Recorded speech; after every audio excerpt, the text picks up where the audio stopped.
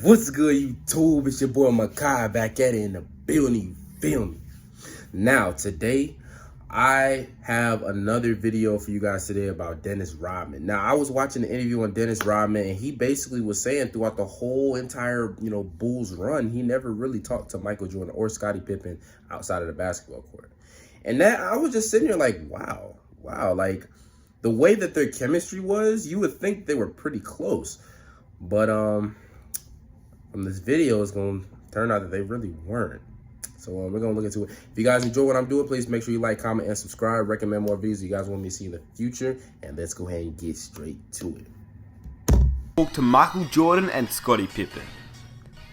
Now, as we all know, Dennis Rodman won 3 NBA titles with the Chicago Bulls, whilst playing alongside Michael Jordan and Scottie Pippen from 1995 till through 1998. But during an interview of In Depth with Graham Bensinger, Rodman talked about how he never spoke with MJ or Pippen during his time in the Chicago Bulls, outside of their interactions on the court. Why not speak to your teammates then? Well, I didn't think it was important. I thought it was important for me to go there and win. You know, it wasn't, I don't have to have a job to speak to people. So I don't, me and Scottie, we're cool. Me and Scottie, we're cool today. You know, we're a little older, we're a little wiser, but we're cool today. I mean, me and Scottie never had a conversation. Me and Scottie and Michael never had a conversation in 3 years in Chicago. Only time we had a conversation is on the court. That was it. And nobody believes that. Now, how is that even possible? Not one conversation in 3 years? Crazy, or is it?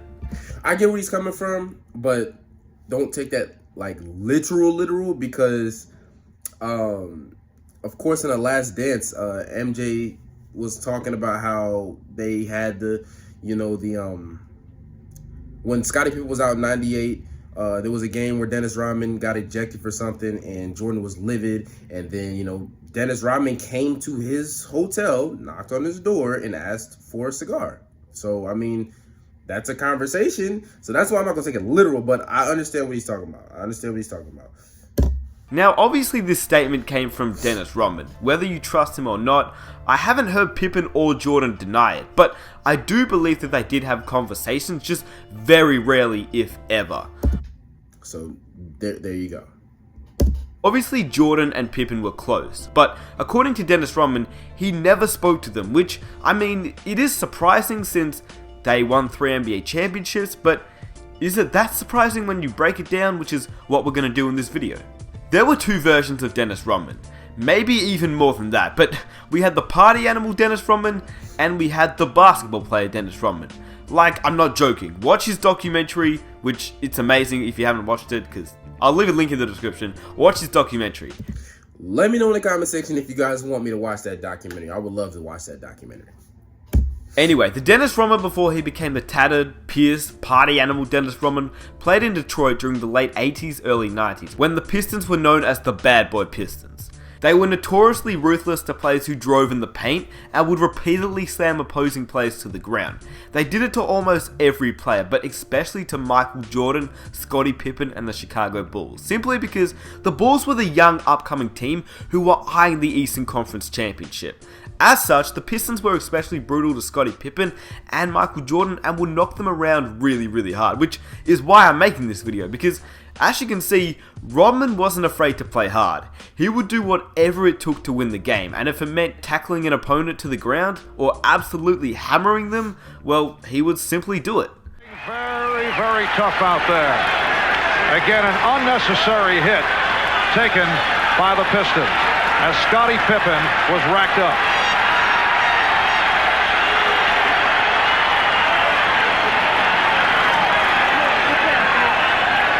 Again, I think that's what Phil is talking about. That's what Michael Jordan's talking about. They just don't want to see that in our basketball game. He already had the guy beat to the basket, and then there was a real hard foul, a great backdoor play that the Bulls love to run, and they really let the guy have it, and then Rodman did pushing. The thing is, during the 1980s and the 90s, the game was a lot different to the way it's played now. Players literally hated each other back then, especially the Bad Boy Pistons, which in reality is why Isaiah Thomas never made it to the Dream Team, but that's for another video. Anyway, as we all know, Jordan, Pippen and their coach Phil Jackson were all about winning. That was the only thing they cared about, and in good reason. To give a very brief summary, Jordan and his Bulls won 3 NBA championships from 1991 to 1993, and then he retired. Now, whether Jordan retired because David Stern wanted him out of the league for his gambling controversy, or whether Jordan retired because he lost his desire to play basketball and the murder of his father made him want to play baseball, well, it's up for debate which one you choose, but nevertheless, he was out of the league and playing baseball. Then, in 1995, as we all know, he returned with his famous quote, "I'm back." He shocked the basketball world, and that year the Bulls lost in the Eastern Conference Finals to the Magic with Shaquille O'Neal. So after that loss, this is where Dennis Rodman really comes into effect, because by 1995, Dennis Rodman wasn't even playing for the Pistons. He was actually playing for the Spurs. By 1995, the Bulls were looking for a guy. They didn't know who that guy was just yet, but according to Phil Jackson, he made it clear what they needed, and I quote, "If we're going to win a championship, we have to have someone who can fetch the ball." And after exploring every other opportunity, the Bulls management just kept coming to one player, Dennis Rodman. Now you have to remember at this point, Michael Jordan and Scottie Pippen didn't like Dennis Rodman. In fact, they hated pretty much, or not pretty much, they hated everyone that played on that bad boy Pistons team. The thing was, Dennis Rodman was literally the perfect guy for the Chicago Bulls. He was exactly what they wanted, and he hated playing in San Antonio, which he wanted out. The only thing was, the Bulls management said he'd be the perfect guy, but only if our players would accept him. Now, as I mentioned before previously, you have to understand that Jordan and the Bulls were almost definitely not a fan of Dennis Rodman, but Jordan was one of those guys who simply would do anything to win. Literally anything to win. He agreed to have Dennis Rodman on board. Then it was Scottie Pippen's turn, and I'll let Dennis Rodman discuss what happened here. Only thing I said to myself, I said, wow, damn, I went to Detroit now. We used to push Scottie Pippen and Michael Jordan around, and now I'm going to play for these guys. So now I was just wondering how these guys going to take me. I'm over to Jerry Cross's house. Phil Jackson was there, Michael was there, Scottie was there. Phil Jackson got to the point, he said, "Dennis, the first thing I want you to do is go over and apologize to Scottie Pippen." Oh, wow. I'm like, what?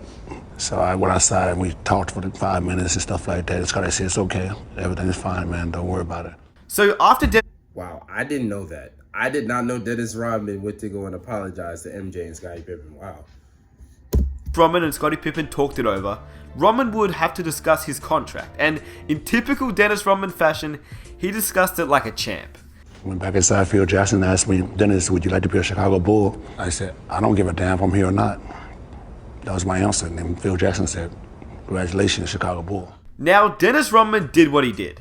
He didn't care who he played with, he didn't care who he played for, as long as he knew what he was doing on the court and the team just left him alone off the court. And that's exactly what the Chicago Bulls did. That's exactly how Jordan and Pippen never spoke to him, because he simply didn't want to be spoken to. All he wanted to do was party and play basketball. Jordan didn't care, Pippen didn't care, and Phil Jackson didn't care. Now, the reason why they didn't care was because Dennis Rodman just did his thing on the court. Dennis Rodman, while not disrupting the offense, did what he was asked to do. Rebound on both ends of the court, play furious in your jersey defense, and take care of the dirty work, if you will. Now, Dennis Rodman, he would get 3 points, 20 rebounds, couple steals, a couple blocks. He just did what you wanted Dennis Rodman to do. Routinely, he guarded the best opposing big man, and routinely, he got the better of that matchup. Then, after the game, he'd go out and party, and no one would ever see him until the next game, where he'd do the same thing. Get 3 points, 20 rebounds, couple steals, couple blocks, and he would do the same thing over and over and over again. The Bulls went 72-10 one season, and they won 3 championships in a row, and Rodman never spoke to anyone off the court. People talk about 72-10, but I didn't even notice, but the Bulls won 71 games. One of those years they won 71 games, but nobody talks about that year. I don't know which year it was. But one of those years the Bulls won 71 games, and I think it couldn't have been 97. I don't know. Maybe it was 92 or 93. I forgot. But yeah, it's just very interesting. Like, me personally, like, of course, like, if you're doing your job on the basketball court, I don't care what you do. I don't care what you do. And then we start to realize, like watching The Last Dance, we start to realize that he actually needed that outlet in order for him to perform well on the basketball court. And that's the beauty of Dennis Rodman's game and just everything, bro. Something that I guess you wouldn't see nowadays, but in the 90s, it was a lot different, to be honest with you. And we're talking about Dennis Rodman. He was crazy in a brilliant way. Lastly, I'm going to end it with a quote from Steve Kerr. "For 3 years, our team really dealt with it well," Kerr said. Michael had this sort of quiet respect for Dennis. They rarely communicated, but Michael respected Dennis for the way he competed and rebounded. He knew how important he was to the team and left Dennis to do his own. Michael Jordan and Scottie Pippen were ready to do whatever it took to win. They hated Dennis Rodman, absolutely hated Dennis Rodman before he came to Chicago, and fair enough. But once he was in Chicago, playing for them, it was all respect. And it didn't matter if they spoke. It didn't matter if they liked each other. It was all about winning. So it's not hard to see how they didn't talk when you break it down, because when you actually think about it, Jordan knew that without Dennis Rodman, he would not have 6 rings. I can almost guarantee you that. Just think about it. The amount of times that Dennis Rodman would get into Karl Malone's head in the NBA Finals, the amount of time Dennis would sacrifice his body to win a game is something that, well, you don't see very often, if at all. And, I mean, when you think about it, the Utah Jazz and the Chicago Bulls, they had some very, very close matchups. Jordan would hit a clutch shot, but without Rodman on that team, you wouldn't have a close matchup because Rodman was really that guy you wanted on your team. He would do the dirty work, and he was the best fit that the Chicago Bulls could have ever had. I personally wish that we could see more of this. You don't have to like each other off the court, but once you're on the court, you best believe that the other player has your back, just like Rodman did for Pippen and Jordan, and vice versa. They didn't have to talk off the court because they weren't friends, but on the court it was different. They would die for each other. They were teammates, and in Rodman's own words, they were the best teammates ever. They let him party as long as he played the way that they needed him to. And I hope you guys enjoyed the video. I just thought it'd be a pretty interesting video to make for those that didn't know about Dennis Rodman and what he sacrificed to play basketball. He didn't really talk to Michael Jordan or Scottie Pippen, but hey, it didn't matter. They won championships, and that's all that matters now. He does things. Bro, and even the thing is, none of, like, the big three never were really that close. Like, even just now, it's coming out that Scottie Pippen and Michael Jordan weren't even really that close at that time. And you would think that they were close because of how they were on the basketball court, but they were not that close.